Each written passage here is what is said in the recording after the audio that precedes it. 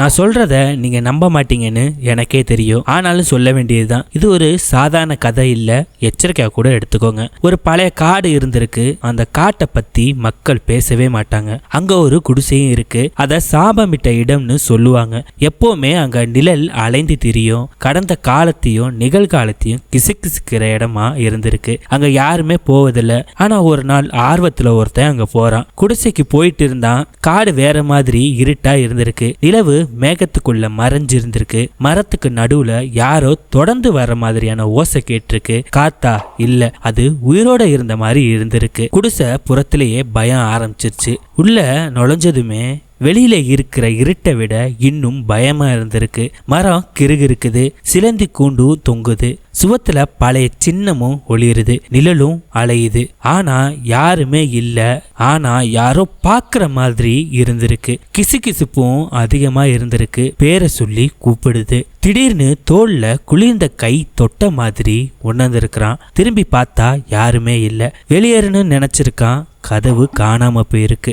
சுவரு நெருங்கி வருது. நிழல் உருவம் மாறி கண்ணே இல்லாத உருவமா மாறி இருக்கு. அது பசி கொண்ட மிருகமா இருந்திருக்கு. பயத்துல அவன் கீழே விழுந்துட்டான். மூளை முழுக்க கத்திக்கிட்டு இருந்திருக்கு. அப்புறம் திடீர்னு அமைதியாயிருச்சு. நிழலும் மறைஞ்சிருச்சு. ஆனா அந்த கிசுகிசுப்பு மட்டும் காதுல ஓடிக்கிட்டே இருக்கு. அவன் ஓடி வந்தான். குடிசையில இருந்து வெளியே வந்த பிறகும் அந்த சத்தம் துரத்திக்கிட்டே இருந்திருக்கு. அவன் திரும்பவும் அந்த இடத்துக்கு போகவே இல்லை. ஆனா அந்த நிழல் இன்னும் உள்ளுக்குள்ளே பேசிக்கிட்டே இருக்கு. கவனமா இருங்க, இருளுக்குள்ள யாரோ காத்திருக்காங்க. காத்திருங்க, என்னோட கதை இனி தொடரும்.